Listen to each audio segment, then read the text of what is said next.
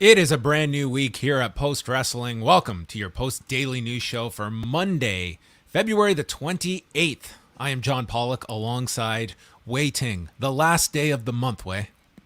Yeah, that it is. Yes, the 28th. It's a brand new month tomorrow. Yeah, That exciting. that is right. Do you know that in 1984, when I was born, my due date, it was a leap year, was February 29th. Really? Wow. Yeah, so I would have been one of those children that had the weird, I could joke about how old I am because Yeah. my birthday would only roll around once every 4 years. You'd be like 9 1/4 right now. Yeah, I guess so. Yes. Wow. So, What there you could go. have Random stat. How are you doing? How was your weekend? been. It was really nice. Yeah. Some of the home renos finally finished this week, so getting settled back in, a lot of cleaning up, but yeah, things are good. Oh, okay. Well, maybe we'll tie it in all together and see how your closet space is doing by the end of this show based on your renovations. Oh, my closet space. Okay, yeah. Whether or not it's large enough. Yeah, sure. We have a lot of news to get into coming out of the weekend. More news concerning WrestleMania, as well as AEW making several live event announcements coming up in the month of June. So on today's Being the Elite, this announcement had been hyped up over the weekend, and the Young Bucks announcing at the end of the show that they are going to be holding a live edition of Rampage on Friday, June the 3rd. It will be AEW's Southern California debut with a live show from the Toyota Arena just outside of Rancho Cucamonga, California, the home of the Young Bucks. So that is where they will be. So this is coming out of Double or Nothing, which is the previous Sunday at the T-Mobile Arena in Las Vegas. They have not announced where Dynamite will be on that Wednesday. Presumably that would also be in California, which would make that the California debut, and they still have that to announce. They also have announced their first event for Detroit. That is going to be coming up at the end of June. On June the 29th, they will be at the Little Caesars Arena in Detroit, Michigan. Little Caesars Arena, that is the main building in Detroit that WWE runs. It's a huge arena. It's like 18,000 seats, but that does not take into consideration the production kills. But a very big arena for AEW to be running a Dynamite Rampage taping at the end of June. And worth noting that right after this announcement came out, Cody Rhodes tweeted out big props to Brandy Rhodes and Raphael Morphy, who is their live events coordinator, for helping to make this happen. So there you go. This kind of putting some spotlight on Brandy on her outgoing initiative. Yeah, I mean, sure, why not? You know, give the person some recognition. Somebody who, I mean, Brandy, I don't know if her accomplishments within the company are maybe as well known as some of the others. So, you know, giving a bit of credit to the man's wife, yeah, why not? It's cool to see AEW bouncing around to other markets. I mean, it's certainly by time, and up here in Toronto, we're certainly still waiting for it. But there's a lot of pent up demand, and from what I hear, maybe Florida is a bit oversaturated right now with them. Yeah, I mean, this is, if you are someone in Toronto, I mean, the Detroit show, not to say it's just like you hop into the car and it's still a bit of a drive, but this would be one that, unless there is some kind of Toronto announcement, this would be the show that maybe you would make the road trip for to go. It's not the longest trek in the world. As Toronto continues to be discussed, it's an inevitability that they will come here.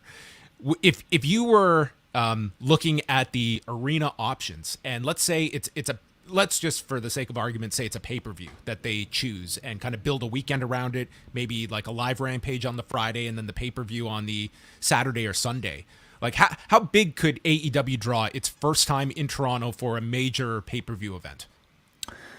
Right. Well, if we're looking at buildings in the city, I mean, what would be above the ACC, or sorry, what do you call it? What are they calling it now? The Scotiabank Arena. Scotiabank I mean, Arena. those are kind of your options you're limited to. I mean, you have Rico, which to me that's too small for a pay-per-view in this market. I mean, it's like 9 to 10,000 it can hold for a WWE house show, which is production is extremely limited for a house show. So you're talking that much more. That to me way too small. Scotiabank could hold, as I recall, like 12 to 13 with production. And then you're talking, the next step up is Rogers Center, which is an enormous undertaking that I don't think is the craziest idea. I don't think they could fill that. But could they do more than 12,000? I do. Yeah, I mean, I certainly think they'd see a healthy crowd if they booked the Scotiabank Arena. The stadium show, I don't know. I don't know if there's Remember, enough. Wade, though, you'd be getting people from Detroit, you'd be getting people from Buffalo and Montreal on top of that if it's a weekend event. I'm not saying you sell out a stadium, but I would feel very comfortable you'd sell more than 12,000 tickets for that show. I think it would be the same kind of demand we saw when Nitro first came here, and it was a 3-hour sellout for what was then the Air Canada Center. Right. Would it be worthwhile to, perform at a cutoff Rogers Center to That's what you house would more probably be people? looking at. Yeah. Maybe. Like you scale it for, 25 or something like that. But it wouldn't be as intimate of an experience, I don't think. I mean, No, you can brag about running a stadium, but I'd love to see a 12,000 seater AEW debut in Canada. I think you go Scotiabank. I think that's probably like the safest bet. But yeah, I think that as they're exploring new markets, Toronto needs to be pretty high up there, you would assume. But there you go. So several live events to come. And I guess looking at that June 1st date for Dynamite, where that one lands, I mean, you're going from Vegas to California. So, I mean, that tells you where they're going to be in terms of just finding a location for that June 1st date.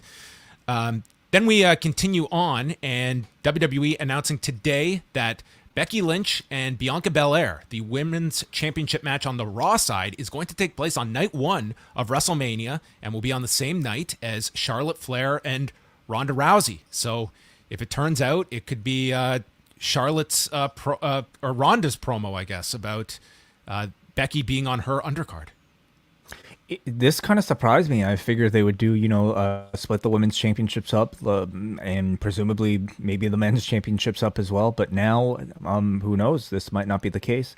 So, as the pieces continue to fall, we continue to wonder where some of these other rumored matchups may be, where you may see a Stone Cold Steve Austin and where you may see a Vince McMahon. Yeah, and I think that's ultimately going to be as they track ticket sales. I mean, it's sort of like balancing out each night, which are relatively close. We're in about the 53,000 range for each night, which, I mean, they still have a significant amount of tickets to sell. It's going to be tough. Like between both nights, you're looking at trying to move 160,000 tickets. I mean, they're already at over 100,000. So this is hardly going to be some kind of disappointment. It's just you are booking such a large venue for 2 nights. And we'll see as more of the matches become clear.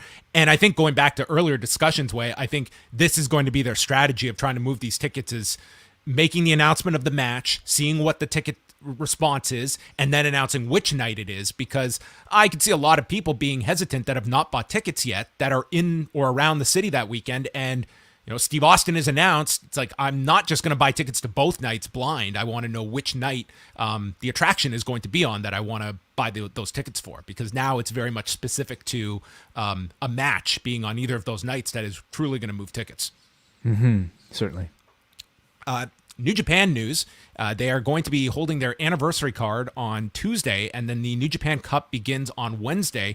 And on Sunday evening, they put out the announcement that both Kota Ibushi and Tenzan are out of the anniversary show on Tuesday and the New Japan Cup. So this throws a bunch of plans out the window, mainly for Kota Ibushi, who you would figure was going to be pretty prominent in the New Japan Cup. So the 8-man tag that Ibushi was originally slated for on Tuesday is now a 6-man, and then he will forfeit his match with the Great Okan that is not happening until March the 6th, and it will just be treated as a forfeit with Great Okan advancing to the second round. Tenzan, on the other hand, he already had a first-round bye, and then he was not supposed to wrestle until March 9th against the winner of Toru Yano and Taichi. So the winner of that match will now just go to the third round, which tells you, like, Tenzan, you assumed, like, was not going to be going anywhere in this tournament. So his knee has got to be totally messed up. And for Ibushi, I'm surprised that they went ahead and announced him. I guess they had to have been optimistic that his shoulder was okay, but obviously was not 100%. And now having to backtrack just days after announcing him, this was going to be his big return tour after the G1. So a big hole in the New Japan Cup. I would say he was certainly on the short list of names that jumped off the page of these 48. That was somewhat underwhelming to people. Yeah, it certainly is disappointing, of course. And, when you think about Kota Ibushi, you think about his physical style and you think of maybe somebody that you're going to need to rely on for years after this. So I think being cautious is good, especially if he was expected to, go for several matches in this tournament. I mean, this also comes after, I believe, I'm not going to show this, but he was tweeting out basically, a photo of him working out on his Instagram, or sorry, on his Twitter. So a little bit disappointing that after whatever test that they've realized, what, let's give this guy a bit more time to heal, and hopefully when he does return, it's to the same abilities that he was able to before, and that it's for a long time with no break in action. Yeah, the anniversary card is going to have Okada, Tanahashi, and Tatsumi Fujinami against Zack Sabre Jr., Minoru Suzuki, and Yoshiaki Fujiwara in the main event. So I guess looking at Fujinami and Fujiwara, maybe that really inspired Vince McMahon to say, you know what, I'm better than these guys. I'll be the oldest man to wrestle on a big card this year.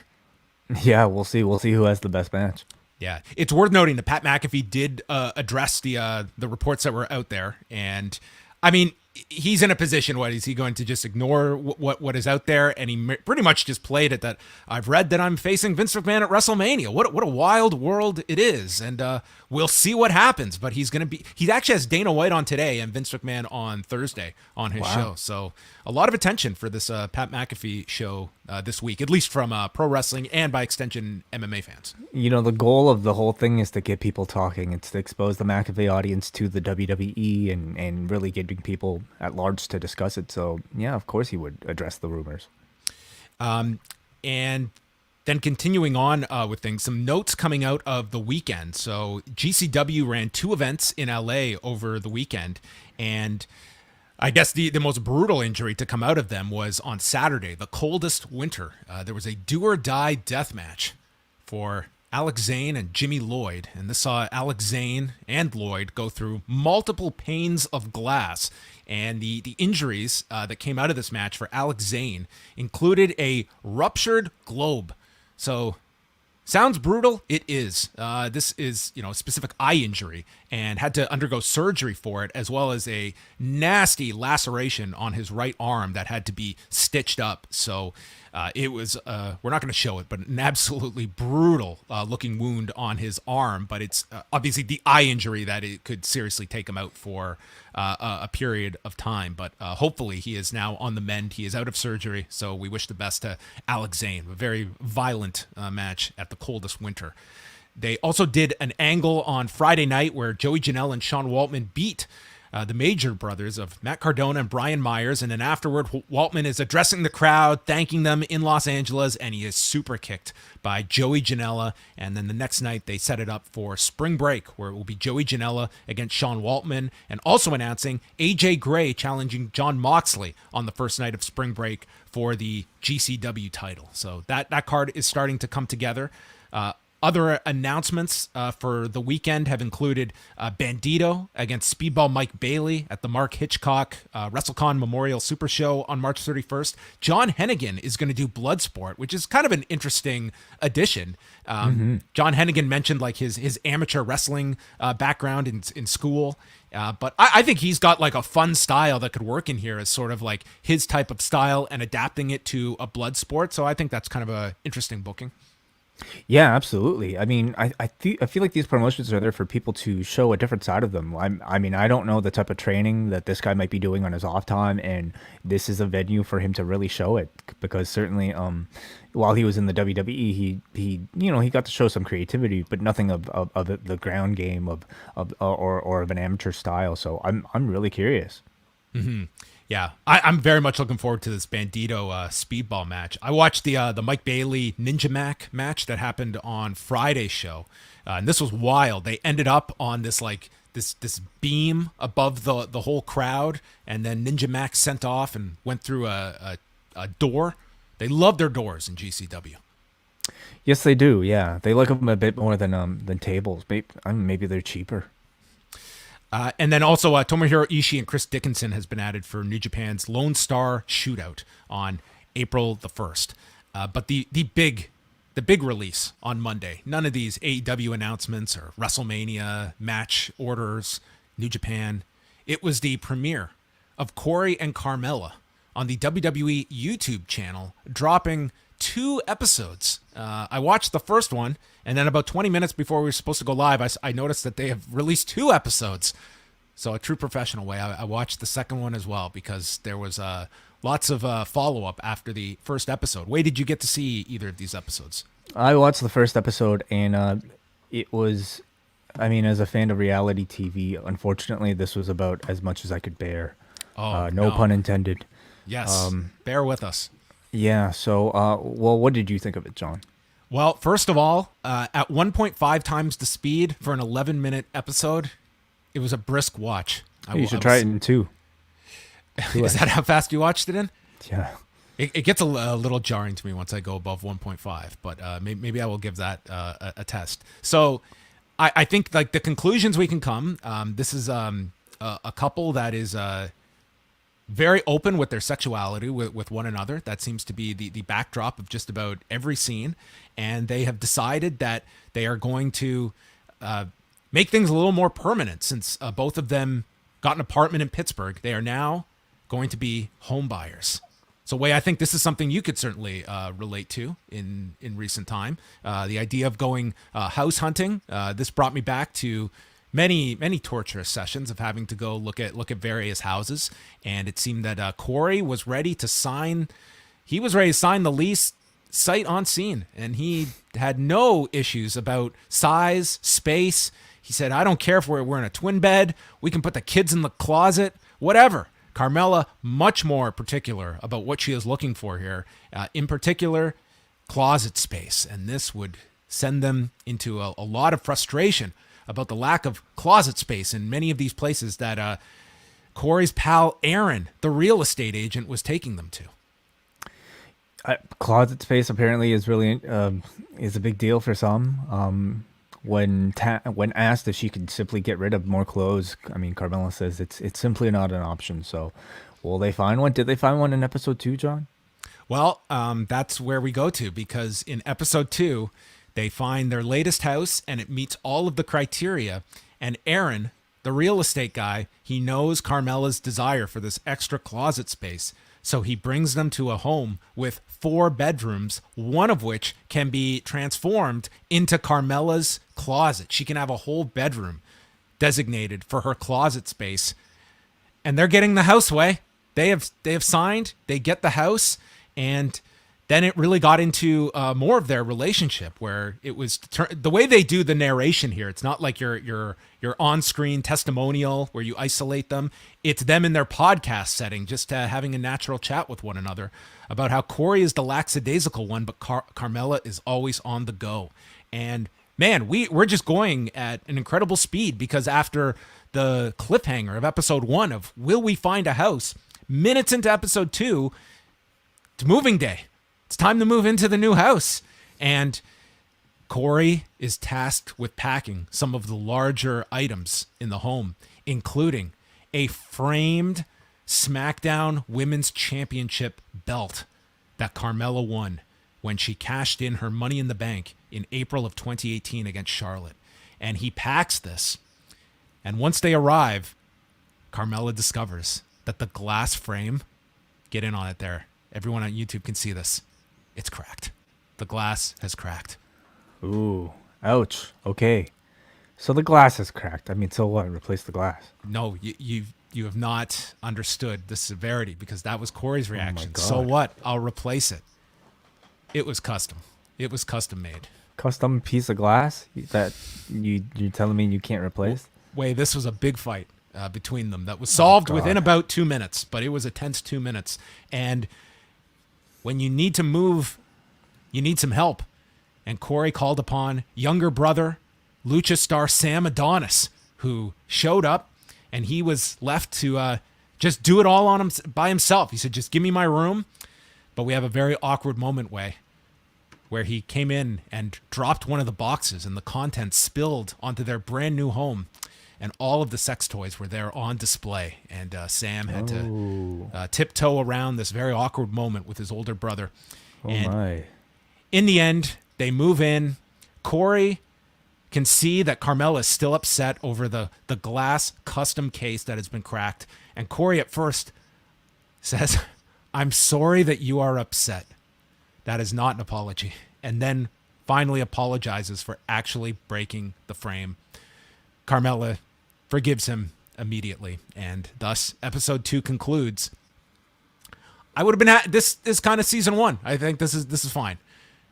I feel like we have taken what was shot. I mean, this is what it is. It seems like they taped the pilot, and we're just going to break it up into, like, this was a condensed version of whatever the first. I mean, what does this add up to? This is pretty much like 21 minutes. So this would have been episode 1, pretty much.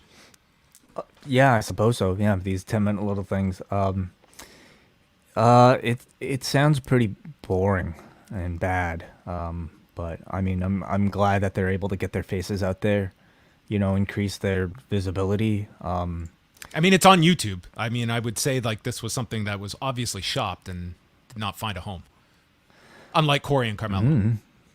Yeah, no, interesting, because typically this would be on the network, and they're choosing not even to put something like this on Peacock. So, great, okay, good for them. Yeah, yeah, not much more I can say about it. There you go. That was episode 1 and 2. I don't know if these will be recurring reviews of the series, but there, it's up on the WWE YouTube channel. Tonight, Raw takes place from the Nationwide Arena in Columbus, Ohio, and thus far we know Damian Priest will take on Finn Balor with the United States Championship at stake, and Edge will address his WrestleMania future, which I could have sworn he did last week, but he'll address it again, and I guess we will see if the challenge is answered for Edge with a month, 5 weeks out from WrestleMania. Yeah, we'll see. We'll see. The card is shaping up, and yeah, who knows what other announcements we may get. Maybe he'll declare what night he wants to wrestle on. Maybe he'll cite WrestleTix figures and state which night needs him more. I don't know if they're allowed to do that, but sure, why not? That would be an interesting storyline. Who can move more tickets, and you can have a friendly rivalry among programs. We have a few super chats, John, before we get out of here, if you don't mind. Let's bring them on. Okay, let's go to this person who says, Ruza, who says, I really enjoyed BTE. It felt old school. Bravo, Adam Cole, and it feels like the start of a huge week going into Revolution. When do you think for AEW in the UK? I would say once it's hassle-free to go to the UK.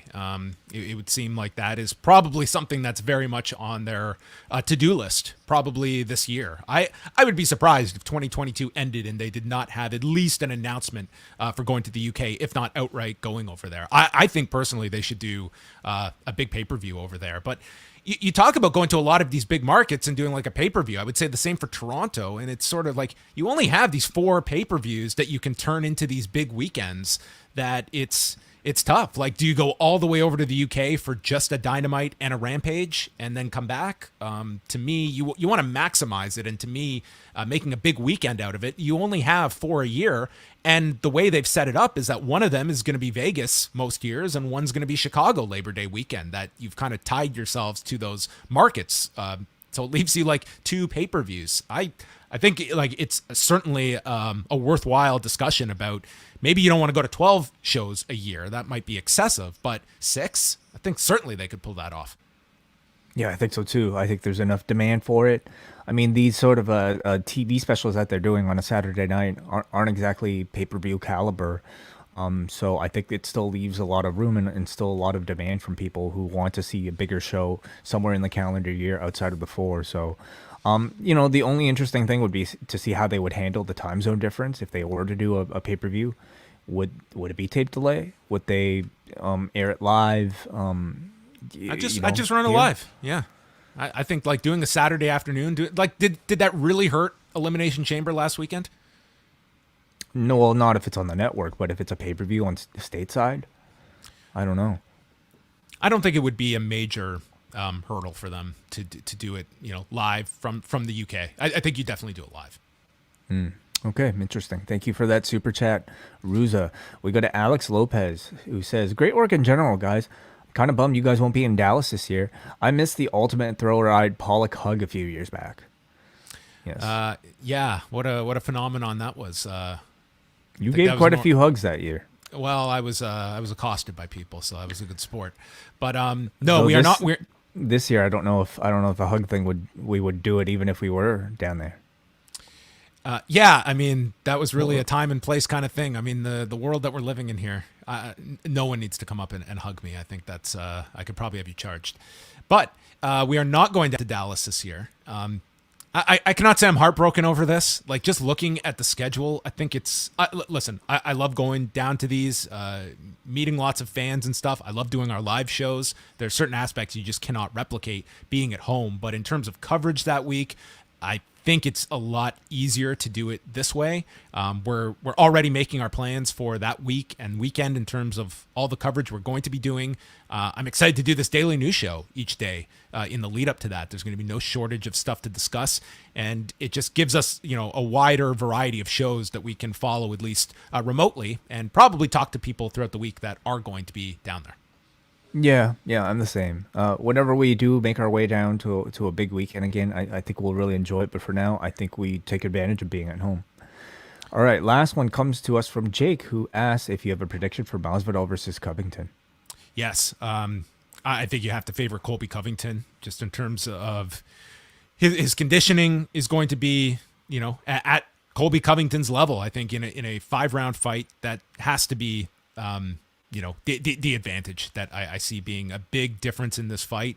Masvidal will have that knockout power, but I'm really going to need to have a real strong argument to see Colby Covington not winning this fight on Saturday, but not completely impossible either. Masvidal does have that power, but I think this is very much the 5 rounds makes a big difference. If this were 3, I think that shifts things somewhat, but I think 5 is going to prove to be very, very beneficial to Covington this Saturday. And just a programming note on our side is that it will be Phil Chairtalk and Eric Marcotte doing the post show this Saturday night. So lots coming up this weekend, including our Revolution post show that will be Sunday night, immediately following the pay-per-view, with Wai and I going through that show and taking your feedback and calls. So a packed weekend, Wai, as most are. Yeah, full schedule up right now at postwrestling.com, and stay tuned. More announcements to come throughout the week from us here at Post Wrestling. So we'll be back tonight for a rewind of Raw, won't we, John? Yes, that's dropping tonight. We will be live at 11:15 p.m. Eastern Time for our Double Ice Cap and Espresso patrons. And for Cafe members, it's a new month on Tuesday, so it's the best time value-wise to sign up for the Cafe. And tomorrow, we will be dropping our latest edition of Pollock and Wai Talk. Not like this, though.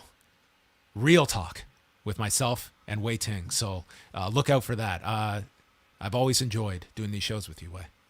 And you might even be doing it in person, John. Oh, is that true? Is that confirmed? Yeah. I think it is confirmed. Hey, this person got this in here, so we're going to answer it before we go off the air. Ibby B sends a £5 super chat. Thank you very much for that. Have enjoyed listening to your podcast on mornings for many years. Great work, lads. What do you expect to be the match of the night at Revolution? I got Cole versus Paige. I think that match is going to be incredible. I think some people are a little bit down on just where that ranks as like the biggest match on the show. But I think as a match, I'm looking forward to that one a whole lot, but there's going to be a lot of competition for that spot. I think Danielson and Moxley is going to be outstanding. I think that, Punk and MJF should be like this epic of a war between them, probably a very violent match on top of it. What are you sensing, Wai? Is there like one match that kind of stands out above the rest? Like, I see a lot of competition for match of the night. I think there's several candidates here. Paige versus Cole could very well be it with the championship on the line. MJF versus Punk certainly has, I think, the storytelling and emotion, and I think to me, and MJF and CM Punk, two people that have the crowd and have great, are capable of delivering really great in-ring performances. But anytime, I'm expecting the Bucks to be a part of this World Tag Team Trios match, And if they're in there with Red Dragon and Jurassic Express, I think there's a very good chance that match can be a match of the night. But let's not also forget the Face of the Revolution ladder match. You know, like it's a loaded stacked card. Baker and Thunder Rosa, you haven't even mentioned here, and you've gone like 5 deep. Like this is like an exceptional card on paper. Like if this ends up being like you're going in and like people's expectation is going to be like a show of the year type of event from AEW, and this lineup certainly suggests it could achieve that. It looks like a fantastic card on paper for this Sunday night. We'll be talking about that plenty this week. So thanks to everybody for your super chats. Live tonight, 11:15 Eastern with Rewind to Raw. Get the whole schedule for the week at postwrestling.com. Lots of great shows coming your way, and we'll be live daily, 1 Eastern this week, in this very slot, YouTube, Facebook, Twitter, and that is it for your post-daily news show.